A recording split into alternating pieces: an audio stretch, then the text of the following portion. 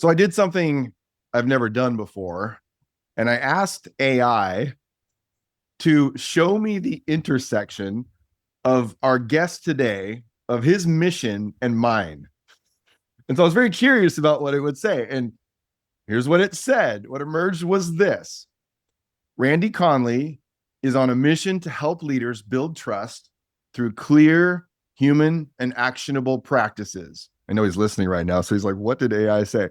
Showing them that trust isn't a soft skill, but a hard necessity. Rob McKenna is on a mission to develop whole and intentional leaders, leaders who understand that trust doesn't just happen between people, it begins within. Randy's work, still AI here, Randy's work helps leaders name the qualities that make them trustworthy, like integrity, competence, and benevolence. Rob's helps them measure and develop those qualities in real time. Randy's work frames the trust equation. Rob's builds the systems, tools, and self-awareness to solve it. While Randy has been out there helping leaders shape the way they show up, especially in how they lead others, Rob has been helping them understand who they are, what drives them, and where trust is likely to break down under pressure. It's two sides of the same coin, AI says: inner character and outer behavior, personal wholeness and team level trust. And maybe most of all, the overlap is this: you both believe trust can be built, and you both believe the world desperately needs more leaders who are willing to do the work. This is my addition to what AI did. I would add this, that we are in this fight for trust together. I told my team years ago that we are preparing, literally years ago, that we are preparing for a wave that has not arrived yet. A moment when the world would know that our future lies in our capacity to trust each other better, when it's really hard to do so. And that trust will hinge on our investment in a generation of whole leaders. And I would say this, I've been telling my team this now, the wave is here. And both Randy and I and our teams are on it with you. Our goal is to catch that wave and not be crushed by it in the whitewater. So Sabbath, let's catch that wave and let's get started. Let's get this wild conversation going. Welcome to the Wild Conversation, where human being and human doing converge, reshaping the world of leadership, culture, and performance. As you already know, today's guest doesn't just talk about trust. He's built a career helping leaders live it out where it matters most, in real relationships, under real pressure. Today, we get to have a wild conversation with Randy Conley. He's the vice president at Ken Blanchard Companies and the trust practice leader.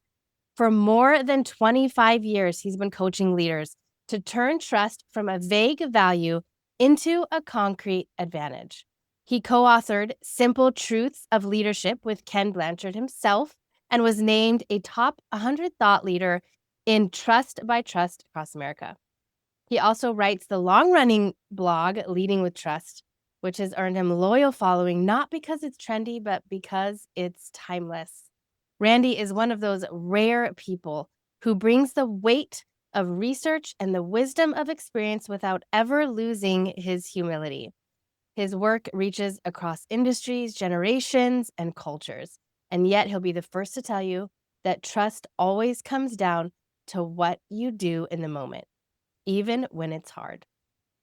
He's someone who has made a life and a legacy out of building bridges where others see barriers. And today we get to have this wild conversation. Randy, thank you for being with us. Sabbath, can you be my permanent hype person and like introduce me everywhere I go? Oh, Yes, we'll take it on the road. wow. Rob, I think everybody in life deserves a hype person that accompanies them around, right? And just Absolutely introduces them to new people. It is hard to be your own hype person. That's right. That is right. That is awesome. Oh. Thank you so much. It's really a pleasure to be with you all. You know, as we were chatting before we started recording here, we've been running in the same circles for a long time, doing a lot of the same work, and it's so nice to finally connect and just chat and get to know each other. Yeah, likewise. Feel all that. all that. Yeah. And speaking of getting to know each other, we get a chance to dive in deep real quick. We're going to play a quick round of wild cards. Okay. And you may be familiar with it, but we have a deck of 52 cards. Each has a different question that's developmentally focused. I just pulled 10 and they're in no particular order.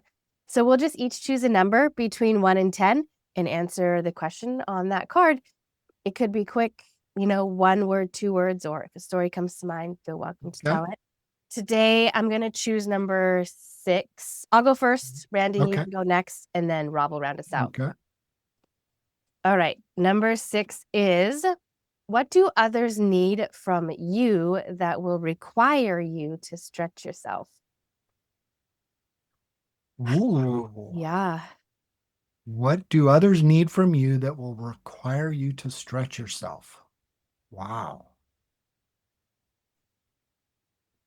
Who has to go first? I'll go. Rob can go first so I can steal his answer. No.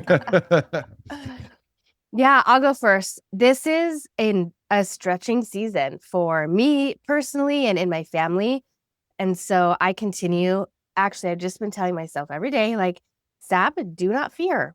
That is what I need to do for all the people around me to stretch myself. Because it's a big, exciting season, and it's also full of many unknowns. And I'm just walking one step at a time to continue to have faith and trust that there's so much that I can't control, and I just get to control what I do. And so it's a good season. Okay, Randy, do you want number 6 or do you want to choose your own number? Let's mix it up. Let's go with number 9. Number 9. Okay. That was my youngest son, Matthew. That was one of his numbers when he was playing baseball. So love it. Okay. Number 9 is, what is it that you cannot help but do well? Tell corny dad jokes. Oh, can you please tell one? Those are my favorite.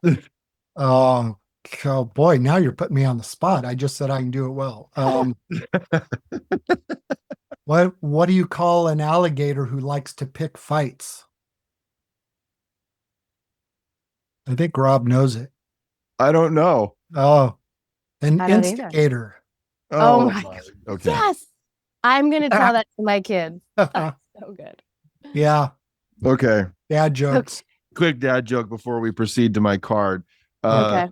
What do you do if you get attacked by a big bunch of clowns? Sounds horrible. You go for the juggler. Okay. All right. All right. Good. It's my favorite. Okay. I love that. I'll go number 3. All right. Now I'm nervous about the cards today. Yeah. Number 3. What did you experience in the last 24 hours that may have been a moment that mattered? Ooh. I got to sit and watch baseball, watch the Mariners in the playoffs with my parents who are in their 90s. Wow. And it was just cool to be able to sit with them and watch the game. That's beautiful. Kind of awesome. Absolutely. Kind of awesome. And the Mariners won to boot. Yes. And we'll hopefully keep winning. That's the goal. Thank you, Sab. That's a great start. Yeah. Randy, this is such a fun conversation. I don't have a better word than fun.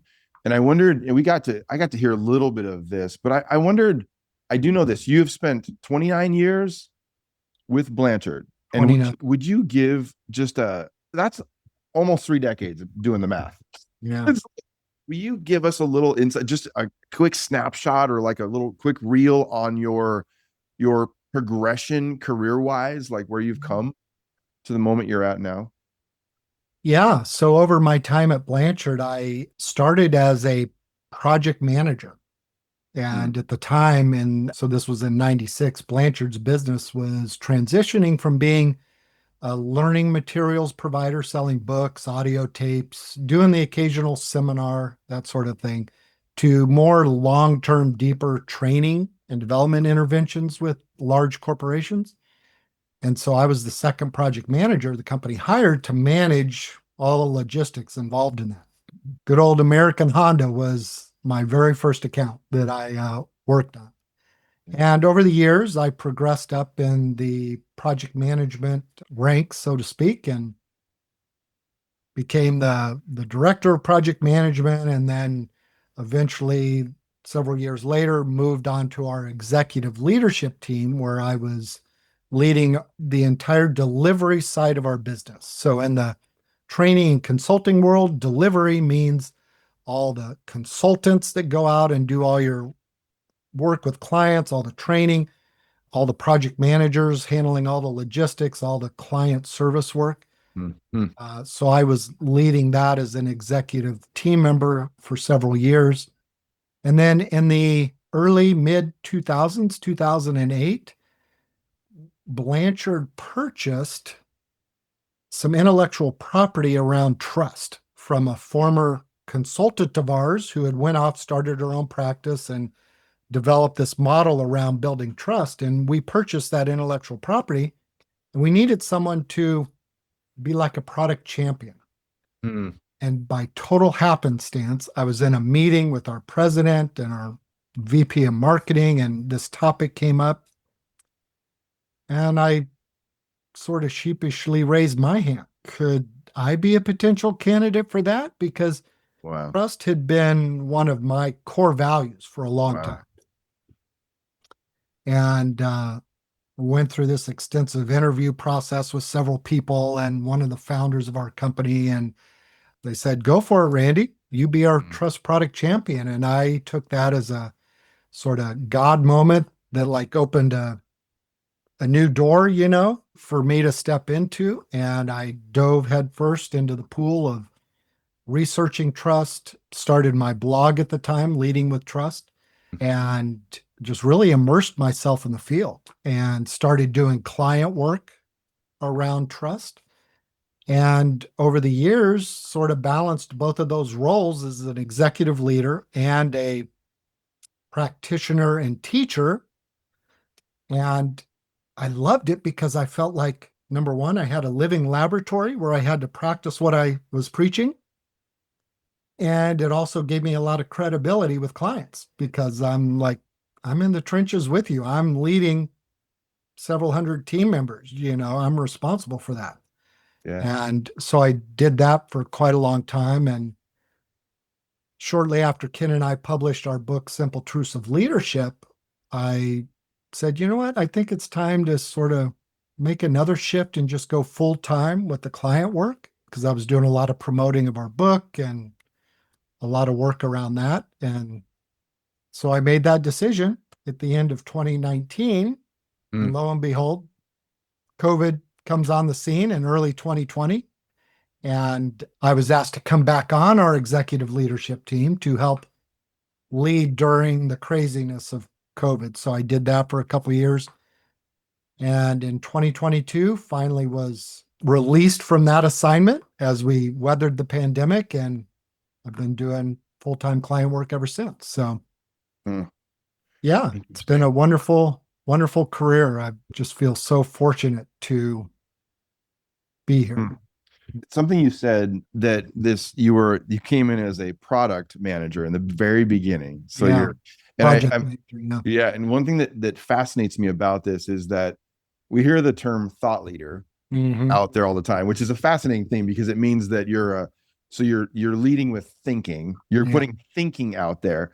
What I'm fascinated by in your journey is that you moved from what every business has to have, product managers, people actually doing the thing. And then you stay in the same organization for all these years, which if people haven't done that before, for you to transition your identity, not just your job, is your identity is a pretty big deal because a lot of people have to leave to do that. Yeah. Does that make sense? And so totally. when you were describing your journey, it's fascinating because you move from these earlier stages at these moments at Blanchard specifically of being a product manager, then to a practice leader, which is very interesting because this connection between being a thought and practice leader is the way I would describe you and me too. Like I'm not just about, I'm thinking that it's that connection between the thinking and the doing, right? Yeah. Yeah. How do you see that transition? Anything I just said, I'm just fascinated by your story of this doing a functional job, moving into a practice leader, and then becoming a thought leader and practice leader now with client face forward, but being an author, putting big ideas out there, being drawn upon for the way your brain works to speak to trust and other things. Like, talk to me about that. Yeah. Yeah. Well, I feel fortunate that Blanchard has always been a place where you could reinvent yourself. It's a little story to sort of illustrate that is I've had the opportunity to hire lots of people, over the years and mentor new people that have joined the organization. And I always tell them, if you sort of wait around for someone to come up and tap you on the shoulder and say, "Hey, Rob, you've been doing really good work in this. We're going to move you over here and we should promote you over there and do this," that may happen.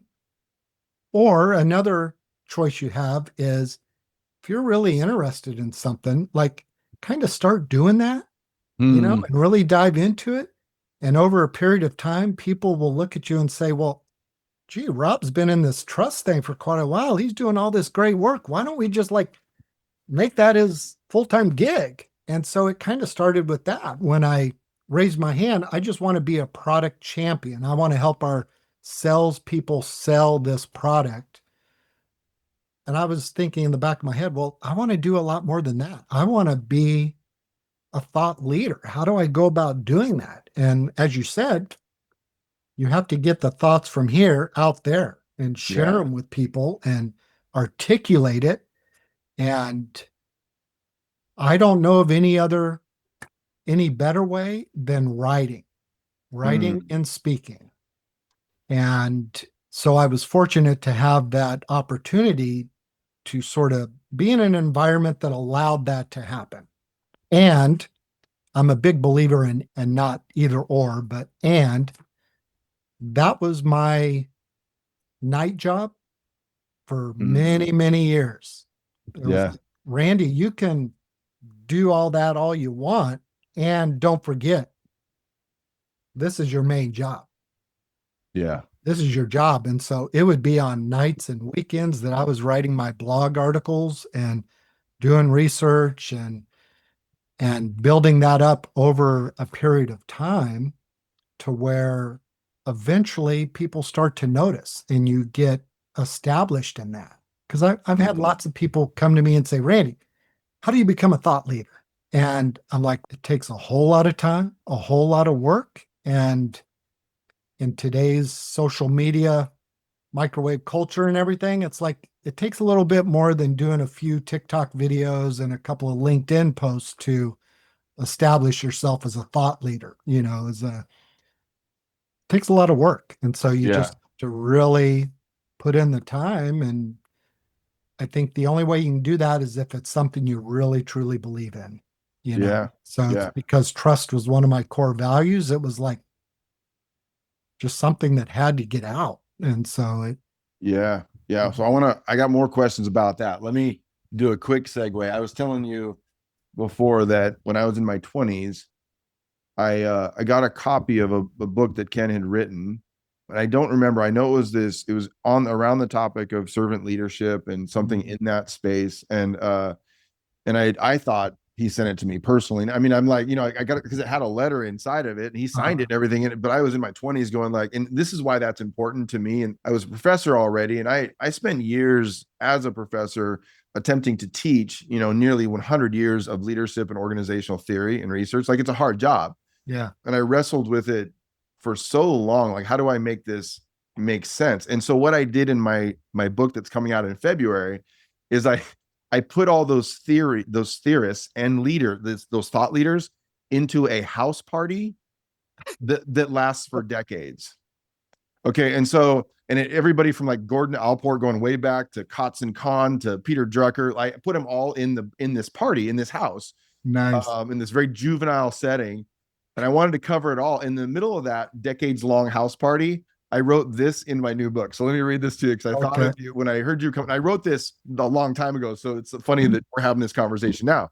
So it says, after a heated discussion over lunch regarding artificial intelligence, the future of energy production, and Taylor Swift's latest album, those still at lunch hear a ruckus coming from the living room as two men declare, I am Ken Blanchard and I am Paul Hersey, and we are the fathers, and it says we like to call ourselves that, of what from henceforth shall be called situational leadership theory. We will blow your minds because it's not only about traits or styles or preferences or skills or abilities of leaders. We introduce to you a new actor in the play of life that changes everything. It is the context, and even more importantly, the follower. We proclaim that a leader's behavior along two dimensions of being directive or supportive, the way the leader should respond, is dependent upon the motivation and the ability of the follower. And if the leader knows those things, they're still at the party.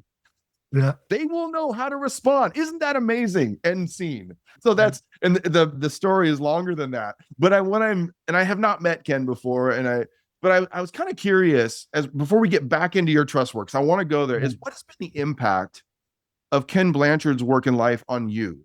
Wow. And how has it impacted your personal mission and the continuing mission of your organization, or even your perspectives on trust? Wow. I don't know if we have enough time to talk about that, Rob. I mean, wow, it's just so profound. His impact on me stems from several things. One is who he is just as a person. He is the most generous, open-hearted person you would ever meet. He really believes in the idea of leaders as stewards. We've been entrusted with the care of our people. And what an awesome responsibility that is, and what a tremendous privilege it is. And he has so much optimism about people. I jokingly in our conversations, I call him Captain Optimism, because he's just so optimistic. He really sees the good in people and that people want and can develop. And so that whole idea really just permeates everything that I believe about leadership. Probably one of the most profound things is the idea Ken has been so well known of taking complex ideas about leadership and turning them into simple truths. And that's been a tremendous influence on mine. If I can help take a complex idea around leadership, around trust, whatever it is, and turn it into an easy to understand, easy to use model, concept, framework that people can actually apply on the job in their personal relationships, then I feel like I'm doing something good.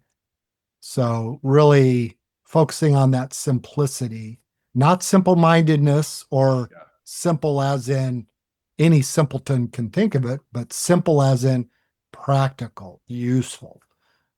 That's one of the many ways he's influenced me. Wow.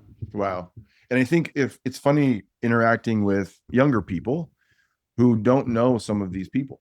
Yeah. And I would say, if you're listening, if you have not read Ken Blanchard's work, I think for both of us, I don't know Ken personally. I've not met him yet. And I was very impacted. And so I think the history, the great thinkers of our generation, it's important to understand that, because some of the things that we think about and talk about are not new. Yeah. And not only, and I'm not saying that aren't new things being created within what's already been created, but to understand that history is to understand some of the foundations upon which everything we're doing now is standing. Yeah. And so for me, that's important. And speaking of that, this has been an incredible season for us on our podcast, because, and you and I have talked about this, that there's an incredible cadre of people in this conversation regarding trust. And I have a question for you at the end of this. I want to give you a little bit of this narrative in our season that's occurred. So Stephen Covey came on, and you and I have both, gotten to know him. And one thing that he talked about was that trust, he says over and over again, something you and I would say is you can measure trust. And he says that if you can measure increasing speed and decreasing cost, you can measure trust. Yeah. And then we had this conversation around understanding the drivers, which is where a lot of Wild Leaders work has been, is on the other side. So it was this amazing triangulation on these truths, these simple truths that you're describing. Then Amy Edmondson came on, and, and she's I like to call her, I don't know if she would like this, but the mother of psychological safety. She published some incredible research, and she said something that was powerful, because when we got into the trust conversation, she said trust is a choice. Oh, yeah. And it's a choice to trust people like us who are not fully trustworthy. So that's a powerful insight. Yeah. Gary Ridge comes on, right? Another mutual friend. And Gary's like talking about the success of a business is where the strategy, is basically this your strategy times the will of the people. And he connects together this issue of trust related to the things that we can see strategically that we do, but that are connected to the will of the people. That's this invisible thing that we have to understand. Anna Dutra came on, the former CEO of Korn Ferry, and she came on and she's landed at her inspiration into coaching individual executives and her focus in that. And then Pat Lencioni came on and we had a similar conversation where it was this thing about that so much of what we're doing has to begin within each of us, which I come full circle to you. And one thing I've heard you say, but I want to make sure you give your words to this, is that trust is built in the smallest moments. In a world that's something like moving faster and more virtually than ever. And I'm curious about what's the moment leaders are at most risk of missing today when it comes to trust? What do you see out there? Wow. Yeah, moments of trust. I feel like every interaction we have with someone is a moment of trust, right? I think trust is rarely standing still. We're either having positive interactions that build trust with others, or we're having not so positive reactions that are eroding trust with others. And I think one danger zone for leaders is in not noticing. I think people are moving so fast. Life is moving so fast. Technology is moving so fast. There's always something new. We are just driven and we don't notice. It's not that leaders have the intent to not notice and to miss these instances. They're just so focused on the end goal, whatever's, right in front of them. And we neglect to just have that little pause.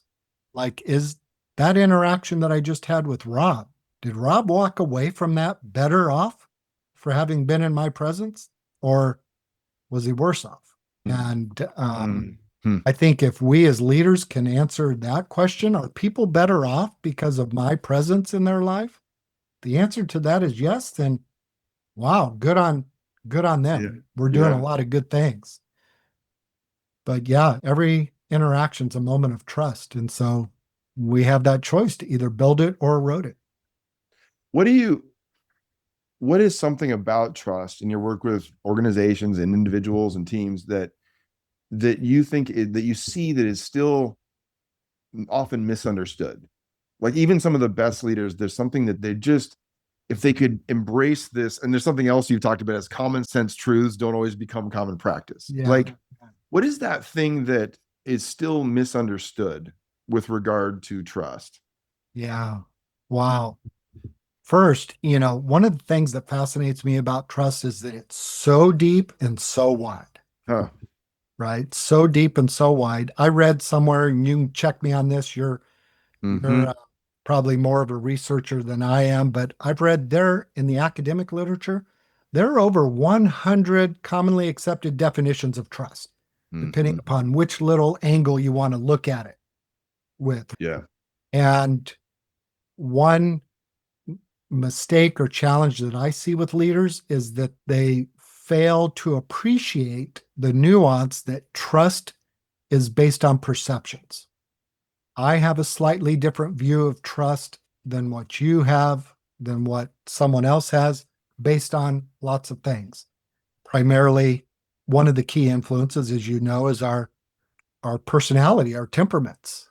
We sort of look at trust. Trust means something unique to us. Our early life experiences with role models that either taught us positive things about trust or negative things about trust. Our value system, our belief structure, our spiritual faith structure, all these things come into that melting pot of how we view trust. And a fun exercise that I like to do with people to point this out is I'll ask them, I'll say, think of that word trust and draw a picture that represents trust to you. What is a picture or a symbol that represents trust to you? If I was to ask you, Rob, what would that be? Like, what would you draw? Good golly. The great question. The first thing that came to mind was a stream, and I don't know why. But more of an aspiration that trust would flow, that it would flow with ease. And so I Yeah. didn't say a rushing river, but a stream. Yeah. Yeah. That's the Yeah. first image that came to mind. That's what I probably would draw. Right. And I've seen and heard so many different images over the years, from the classic trust fall, one person falling back into the arms of another, or maybe it's a wedding ring or a cross, or, a child holding a parent's hand, all these different things that people come up with. And the variety is the point of the exercise. We all have slightly different views of what trust is based on our own unique experience and makeup. And failing to appreciate that can lead leaders to the point of wondering, well, like, why do we have these trust gaps in our organization? Right? Mm, Why are we having these miscommunications, these misfires? Well, it's because you've got 500 different perceptions of what trust is among all your team members, and so the work that you do, the work that I do, is we're saying, wait, here's a common language you can put around trust. yeah. Whether it's the Blanchard model that we Yeah. advocate, or your model, or Stephen Covey's model, here's a language that you can use to say, when we talk about trust in our organization, this is what we mean. So we're all on the same page. We all understand what trust means, so we can then collectively be focused on building the same thing. It's so interesting. The idea I use, like I say this often, that you don't get trust by talking about trust. Yeah. You know what I mean? It's like, Yeah. and like I thought about the imagery of teaching someone to swim. Someone doesn't know how to swim. It'd be like throwing them in the water and saying, swim, Yeah. swim. You know what I mean? Like, and they're drowning. Or I have a Right. guitar on my wall over here, and if I want to teach you guitar and saying, play There you go. guitar, and you're Right. like, how do I play guitar? I know I have to do this. Like, let's say you've got a show coming up at a coffee shop. You're like, I have to learn this little ditty. Yeah. And I'm not learning anything by you pointing at the guitar, Rob. And so so it's very interesting, this idea of that trust has a chemistry, that it has, it has working parts. And we always say, like, and I had this for the first time happen last week, because I always say it's more than a feeling. Yeah. And so we actually played More Than a Feeling, the Boston song. Beautiful. But it's that it has working parts. There's things that we can organizationally do in teams and so on. Can we geek out? You mentioned research for just a second, and I want to go. I have so many questions for you. When I try to get to is so I think you had a chance to read our State of Trust at Work report, and I'm just curious, in that when we launched that thing, you've been in this for a long time, and I'm curious about what stood out to you as important or worth paying attention to. Anything that surprised you or just affirmed something that you've been saying for over a decade that you would say was important to note? Yeah. Well, one, I want to say kudos to you for the great work that you're doing. I mean, I found it super insightful, super helpful. I loved the jungle of trust analogy, because it really is a jungle out there. I've lost track of all the surveys that point out the desperate state of trust in organizations, because they all start to say the same thing after a while, right? Yeah. The bottom line is there's a lot of distrust, not even just absence of trust. The last few years, like, the pendulum has shifted to where there's this collective state of distrust that's actively taking hold in not just organizations, but in lots of sectors of society. And so we're swimming upstream in this stream of distrust, and the way that you are positioning trust on personal level, a team level, and organizational level, and the interrelationship between those is really important for people to get their head around and their arms around, because trust looks differently in each of those contexts. Yeah. Trust between you and I looks a certain way. There are certain dynamics and variables that really impact that. And then when you layer on the additional team members and all the relational connection points and dynamics there, there's a whole nother field of variables that come into play. And then organizationally, even more so. And so as a leader, to find a way to navigate that and have a roadmap for that is really super helpful. And so I think there were a couple things that in there that I'm curious about your take on. I was surprised when I saw our team producing the data. When we were looking at the research, first thing that struck me was that when I saw that 48%, nearly 49% of individuals are functioning within a jungle. Nearly half of our sample, meaning that they don't trust their team members and they don't trust their organization or the leaders of their organization. And it struck me because I think most of us have been there in those moments. And I'm not saying I'm not blaming the organization in that statement, because we have a contribution that we make to that as well. Right. But this reality that when I was there, that was one of the most difficult seasons of my life, not just my work, but my life. And so imagining that you don't trust the people you work with and you're trying to discern what to do there and you're not trusting the organization, but yet maybe you stay for a bit still. The other finding that struck me was we did an analysis on we looked at organizations who are in the stronghold. So these are organizations that are scoring very high on trust at the team level and organizational level. We wanted to know the percentage of individuals in those stronghold organizations who were in the jungle. Does that make sense? So it's like totally. And Randy, it's 42%. Wow. Meaning that, and I'm curious about your take on this, because I think so many leaders we work with kind of assume it's an on-off switch. You either have trust across your organization and it's all good, but they ignore this reality that even in the best organizations, we have pockets of challenge always. Yes. What is your take on that?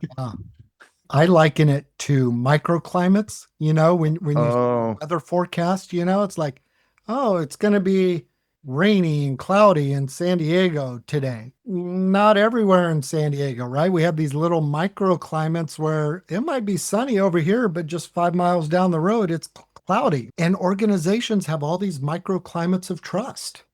And that's fascinating. And even when, as with your model, with the stronghold, which I think, correct me if I'm wrong, is like high organizational trust, high team trust, right? And that quadrant up there. There are individuals with their little microclimates, little teams that are like, but I don't really trust my manager.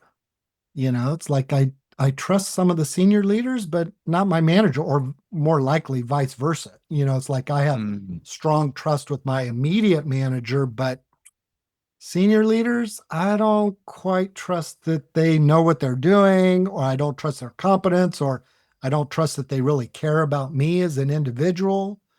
So it's, I also liken it to a dashboard. Rob, I've come to think over the last several years that leaders, our job is we're environmental curators. We are curating the environment. And I think this aligns with a lot of Patrick Lencioni's work on a healthy organization, right? Is you're curating the environment to allow health and growth and people to bring their best selves to work and give their best. And just like a gardener, you're constantly tending the garden, right? You're adding nutrients, you're watering, you're pulling the weeds, you're doing all that stuff. It's a constant activity. One of the simple truths that Ken and I put in our book in the trust section was, it's very simple but true. Trust is a journey, not a destination. We never reach a destination where we can check trust off the KPI list there and say, yep, met that goal, we're good to go. No, it's like, you may be doing good and you got to keep at it if you want to keep doing good. Yeah. So it's a journey. We're always tending that trust garden to make it the best it can be. Do you find that, we spend a lot of time talking about a lot of work in this, we call it the visible and the invisible spaces. Lencioni calls it, Pat calls it the smart and healthy kind of organization. So it's all these different words to describe that there are functional, operational parts of our businesses. And then there's this massive space of the invisible. And it's why a lot of CEOs that I ask, like, if you could go back and study two things, they'll say, if I could go back and study two things, I'd study accounting and I'd study psychology, because most of my job is psychology. So it's like, I'm having to read between the lines, even in very large scale businesses. Yeah. Do you see that still today? Like, where there's such a focus on the visible parts and people struggling to emphasize, you know what I mean? It's like the first thing that gets cut is all the focus on training or on leader development things goes first. Yeah. And I'm so curious, do you see that today still occurring where? Yeah, all the time. I think one of the dangers for people like you and I and Pat and Stephen Covey and all those is, because this is our life. We don't build trust by pretending to be whole. We build it by becoming whole, making an intentional investment in developing whole leaders and measuring a wild trust, a kind of trust between each other that is our deepest aspiration, that fulfills our wildest needs and expectations. That is at the core of this book, Whole Leaders, Wild Trust. This isn't a book about being perfect. It's about being real. It's about the courage it takes to show up, to lead not just with strategy, but with soul. Because in today's world, trust isn't a luxury, it's a requirement. Pre-order your copy of Whole Leaders Wild Trust today. And for bulk book package deals, email us at contact@wildleaders.org for more information about ways to partner with Dr. McKenna to bring wild trust to your team, your organization, or your next keynote event. I think it's easy for us to think, well, doesn't everybody know this? Like, this is all common sense, right? Like, we're so immersed in it. And yet you go into your average everyday organization and you're like, no, people don't know this. And oftentimes when I'm talking to leaders, I'll either have on a slide or I'll write on a flip chart, I'll write 3 words: results and relationships. And I'll say, which of these is most important? And you see where this is going, right? Like, half the group says results. We got a, scoreboard, baby. It's all about the numbers we put on the board, And then the other half is like, well, no, I think relationships is more important. You got to cultivate those so that you can get results. And there's always a few people who catch on. They're like, no, I think the most important word there is and. Yeah. The most important word is and. And we as leaders, we have to prioritize both relationships and results. Yeah. Because if we prioritize one to the detriment of the other, well, we may have the nice country club, warm, fuzzy get together that feels great, but we have a saying at Blanchard: no margin, no mission. If we're not making a margin, we can't fulfill our mission. Yeah. And if we prioritize results to the detriment of relationships, well, we may get some short-term success, but we're going to burn people out and it's not going to be sustainable. And so we've got to focus on both. Yeah. And I think bringing it back to trust and servant leadership, that's what I encounter a lot, is people sort of dismissing out of hand, like, oh, that's that soft stuff. It's the kumbaya, feels good, and they don't see the business imperative that trust is. They don't intuitively connect it until you help illuminate that for them. And I think your work is doing, going gangbusters in that regard, because you're like, no, trust is not just this soft thing. This is a hard line business imperative. Yeah. It was interesting you bring that up. We had a guest on who has an incredible organization in the Southern California area that's focused on at-risk youth in public high schools. Mm. And he said something that it was after Stephen was on the podcast, Covey, and he said, I will only grow our organization at the speed of trust. Ooh, nice. And that's a profound leadership statement where he was saying we will not grow faster in terms of results than we're growing trust within our team members. And he's not doing it perfectly. Everyone's trying to wrestle through how do we do that, right? Yeah. Yeah. But I thought, wow, like for him to say it that way with so much intentionality to say, I will slow down our growth to make sure that trust is keeping up. Yep.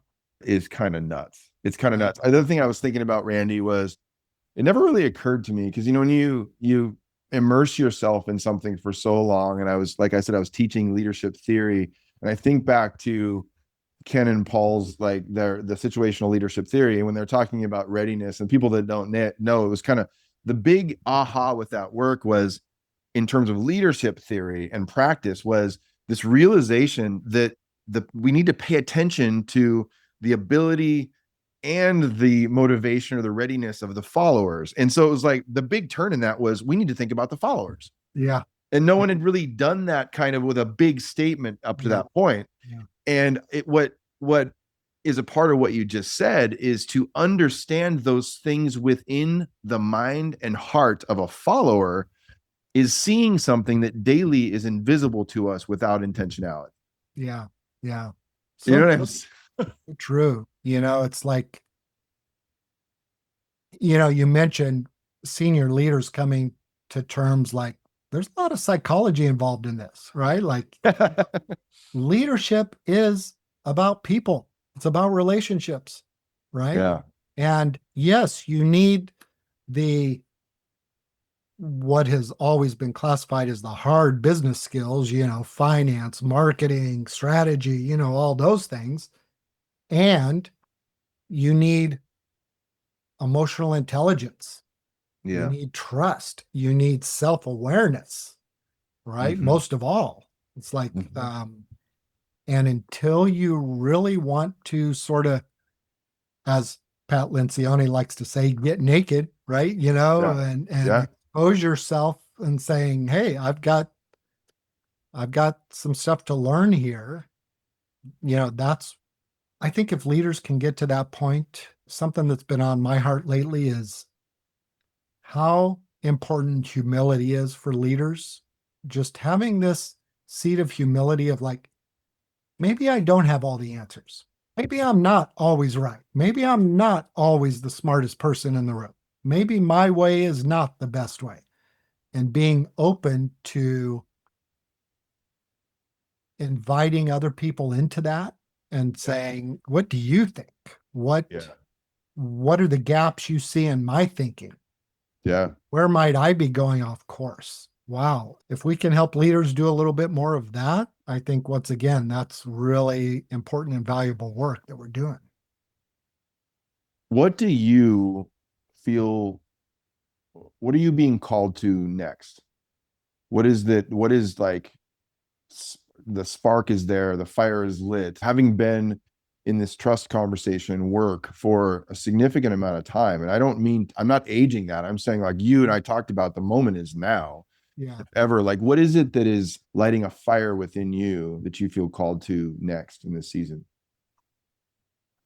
It's interesting that you're saying that because I've been doing some thinking on that lately. And what's bubbling up for me is the role of forgiveness in leadership.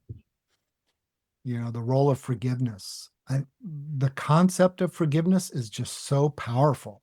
And it's not something that we talk about really at work, in the terms of trust. And when you've broken trust with someone or eroded trust, the incredible healing power of forgiveness to reestablish trust and find a foundation to help start to rebuild that trust.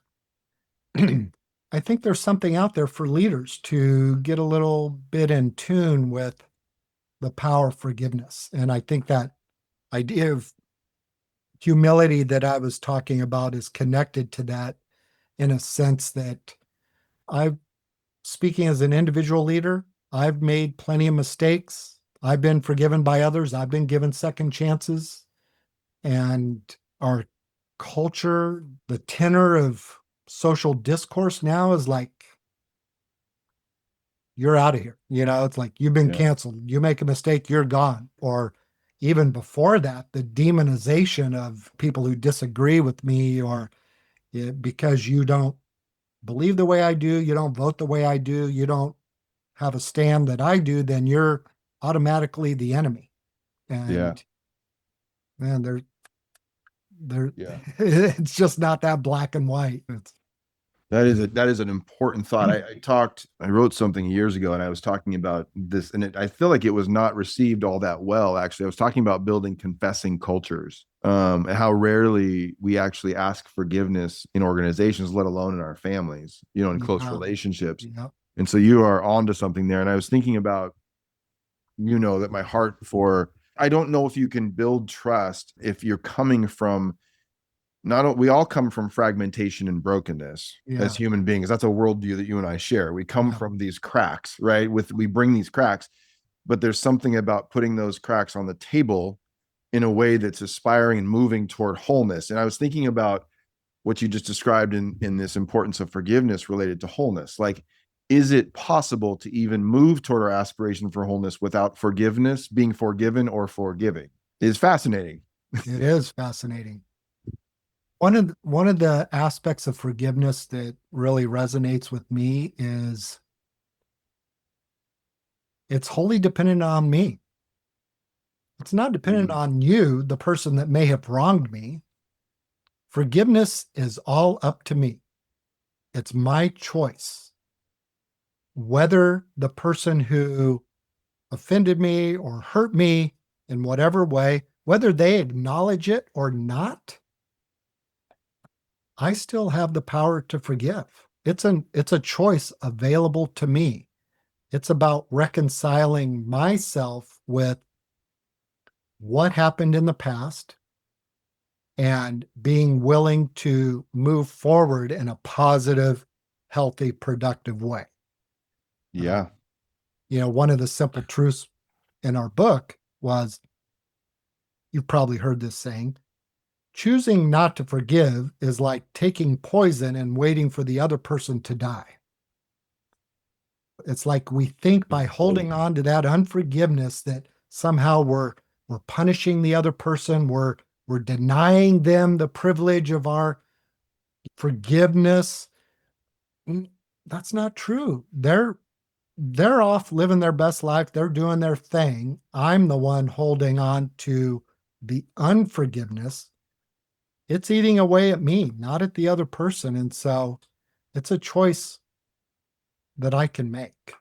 And you know what is so interesting too about this, Randy, is, boy, we have gone places deep. When I think about it from a listener's perspective right now, and think about just the reality of forgiveness. Let's say, and our organization has been there, we all screw up, right? And so, but oftentimes those mess ups where someone, let's say it's a customer or it's a potential partner, could be as simple as not returning calls, you know what I mean, or whatever, that oftentimes forgiveness is complex because it also may include solidarity with someone else. Like, there's a reality of parts of that relationship that you cannot share with the person who you have wronged or may perceive that. Does that make sense? There's like complexity in that relationship where there might be another business partner involved, where you have things you hold in solidarity with this person that you're trying to work out that have caused this other failure of trust to occur. Yeah. And I think that one thing that you said earlier that I think is really important is that trust is not a destination. It's a journey. And so even in these moments, that forgiveness itself is probably both sometimes a destination, sometimes it happens in a moment, but sometimes it's a longer play perspective on life and our relationship to one another that plays out over time, taking ownership in the moment as best you can, while also protecting, you know what I mean, the relationship you have with someone else. I don't know if that's too abstract to describe that way, but boy. It makes a lot of sense. I've often thought of those as I've called them trust dilemmas. Yeah. That by upholding trust with one party, you may erode trust with another party, right? Yeah. Sort of like that no-win situation. Yeah. And you're in this trust dilemma. What do I do? How do I handle that? You Yeah. know, and Yeah. I don't, I'm not going to pretend I have any easy answer, right? Like, just do this and you'll be fine. No, it doesn't work that way. But one thing, like with those trust dilemmas, one thing that's really stood out to me, two things, is like the power of expectations, the influence of expectations in relationships. When I've seen gaps in trust, a lot of times it's misaligned expectations, right? I thought Rob was going to do this. Rob thought he was going to do that. And so we're on different expectations. And so a little mantra that I've been trying to live by and sharing with others is let's make the implicit explicit, right? Yeah. Let's Yeah. call out the implicit agreements, assumptions that we have. Let's make them explicit. So Yeah. we're on the same page, right? But we Totally. go through Totally. life with so many unspoken expectations. Here's another fun little saying. I don't know. I hope these don't sound too cliche, but today's unspoken expectations are tomorrow's resentments. Yeah. That's When so I good. heard that, I was like, ooh, ouch. So Yeah. true. So true. We So start to true. resent people because they didn't meet our expectations, and yet we didn't even make those expectations clear to begin with. Yeah.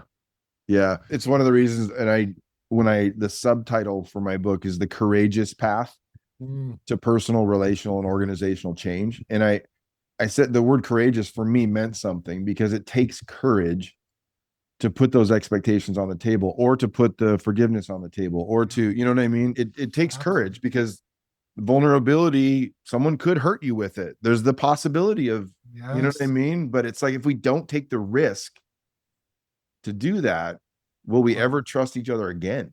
Yeah. Wow. Okay. So as we land this plane, it's so good, Randy. It's so grateful to get to know you. I want to bring it back to the surface for just a moment. Okay. So you spent a lot of time helping leaders operationalize trust. And I know this, in some people, like, okay, where do I start?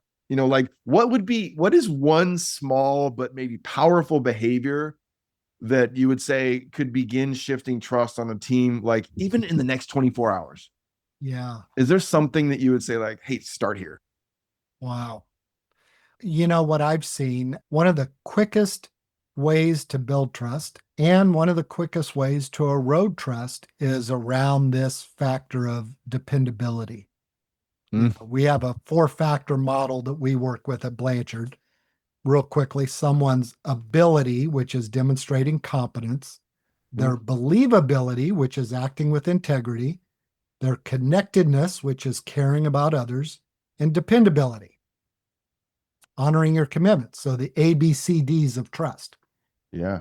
That dependable element is like, do what you say you're going to do. It sounds very simplistic, but it's so true. If you make a commitment, honor it, do it. If you can't, let the person know early on, right? Reset expectations, renegotiate the goal. So just focus on doing what you say you're going to do. And then, secondly, I would say, uh, remember that at its most fundamental form, trust is this interpersonal dynamic between two people, and it's based on behaviors. If we use the behaviors that are shown, research and experience shows, if you use these behaviors, people will understand you as being trustworthy and you will build trust in the relationship. And so that's one of the things I love about our approach to trust is that ABCD, am I using behaviors that show I'm able, believable, connected, and dependable? And if I'm doing Yeah. that, I'm taking steps in the right direction. It's so good. And I got to reinforce that for our listeners. What Randy just said is so important because it's so practical. It's like, and then organizationally, what's fascinating is that dependability. We describe it as reliability, and it has Mhm. so many connective tissue there. Yeah. Is that what we can do is if we don't is make sure that the job is clear. Yeah. Like if we can create clear jobs, then I can be more dependable. But if my job's not clear, it's like why the foundations of a job description that matters. Yeah, exactly. It's hard to be accountable for something that's not clear. Building trust in your business starts with being able to measure it so that you can create a pathway for change. Our Wild Trust Index measures the drivers of trust at the personal, team, and organizational levels. We are building the largest database on the drivers of trust inside of organizations. This survey will inform growth imperatives and the necessary organizational change needed to fuel that growth. For more information, visit wildleaders.org, click on the Wild Trust platform, and get started with the Wild Trust Index today. So Randy, thank you for that. Yeah. It is so practical. And your last point about that trust is a relational process. It is between us, and the behaviors and attitudes, they affect one another. So how we show up makes people believe certain things. And so that is And gold. trust, Gold. and one final thing, Rob, is because I think this gets to the heart of a lot of the work that we do, and it's connected to the wholeness of the leader that you help people achieve, is trust requires risk. Right? Trust requires risk. And that means making yourself vulnerable. Anytime you're extending trust to someone, whether you're extending your love, your faith, your money, whatever it is, you're opening yourself up. You're making yourself a little bit vulnerable. You're opening yourself up to risk, but you can't do it otherwise. You just got to do it. And so many leaders, that's why I say leaders have to go first. Yeah. So many leaders think, no, people should already trust me because I'm the boss. I'm the CEO. I've got the title, right? No, you've got to extend trust to others. Make yourself a little bit vulnerable, and that trust will be rewarded. So anyone listening out there, I just implore you, please just take a little step. Take a little step to be a little vulnerable and show people you trust them, and it'll come back to you tenfold. Amazing, Randy. That is gold. Thank you so much for this conversation, Randy. So much to take away, to sit on, to reflect, and to take action on. Thank you. Thank you. We want the people who are listening or watching to know what is the best way for them to connect with the work that you're doing. I'm not too hard to find, just Google me, Google Randy Conley. You'll find all the ways to connect with me. I have a website, randyconley.com, that can point you to different links. Connect with me on LinkedIn or the work we do at Blanchard. Blanchard.com is our website. Yeah, just look me up. You can find me. Perfect. And one last wild question. Randy, are you in a season of accepting yourself or changing yourself? Oh, did my wife put you up to asking that question? Maybe. I'm very much in a season of accepting myself. I'm sort of in the spirit of your work, Rob. I think the journey to wholeness, it is a journey, right? It's not a destination, it's a journey. And I can be pretty self-critical and have that negative talk track going in my brain that I'm really having to come to terms with and switch that talk track to a positive talk track about how much I am loved, how much I am accepted, how much I am valued, that I'm good enough. And I know I'm not alone in that. So that's why You're I'm not alone in hesitant that. to share. You are not alone in that. Yes. Most of us struggle with that in some form or fashion. Yeah. You are not alone in that. Yeah. For sure. Yeah. Thank you so much, Randy. Thank you, Rob. Thanks. So good. It was So good. wonderful to hang out with you. Thank you for listening to this Wild Conversation podcast. For more information, visit wildleaders.org, click on the Wild Trust platform, and get started with the Wild Trust Index today.